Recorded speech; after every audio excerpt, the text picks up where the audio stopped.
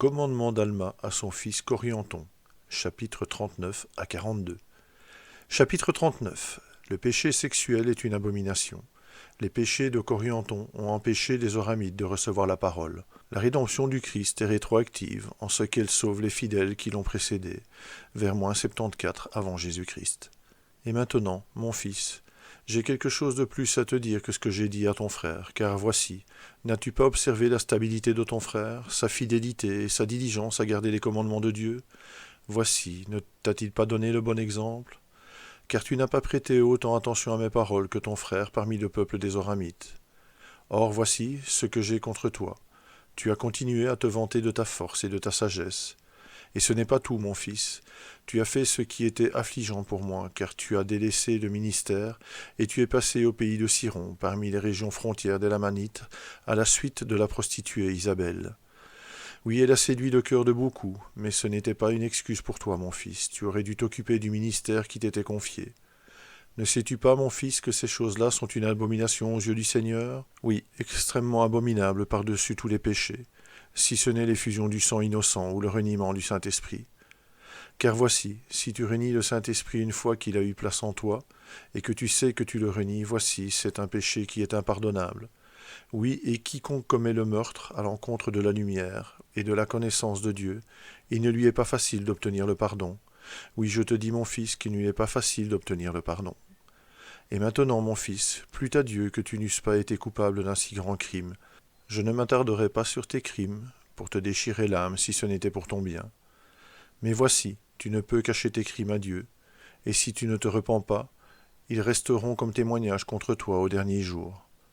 Or, mon fils, je voudrais que tu te repentes et délaisses tes péchés, et ne suives plus la convoitise de tes yeux, mais renonce à toi-même dans toutes ces choses, car si tu ne le fais pas, tu ne peux en aucune façon hériter le royaume de Dieu. Oh, souviens-toi et prends cela sur toi, et renonce à toi-même dans ces choses-là. Et je te commande de prendre sur toi de tenir conseil avec tes frères aînés dans tes entreprises, car voici, tu es dans ta jeunesse et tu as besoin d'être nourri par tes frères, et prête attention à leurs recommandations. Ne te laisse pas entraîner par quoi que ce soit de vain ou d'insensé. Ne souffre pas que le diable entraîne de nouveau ton cœur vers ces prostituées perverses. Voici, ô mon fils, quelle grande iniquité tu as amenée sur les Oramites. Car lorsqu'ils ont vu ta conduite, ils n'ont pas voulu croire en mes paroles. Et maintenant, l'Esprit du Seigneur me dit, commande à tes enfants de faire le bien, de peur qu'ils n'entraînent le cœur de beaucoup de gens vers la destruction.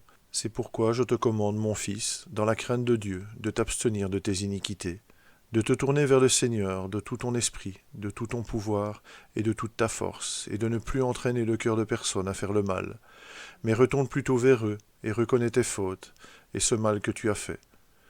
Ne recherche pas la richesse ni les choses vaines de ce monde, car voici tu ne peux les emporter avec toi. Et maintenant, mon fils, je voudrais te parler quelque peu concernant la venue du Christ. Voici, je t'ai dit que c'est lui qui viendra assurément ôter les péchés du monde. Oui, il vient annoncer la bonne nouvelle du salut à son peuple.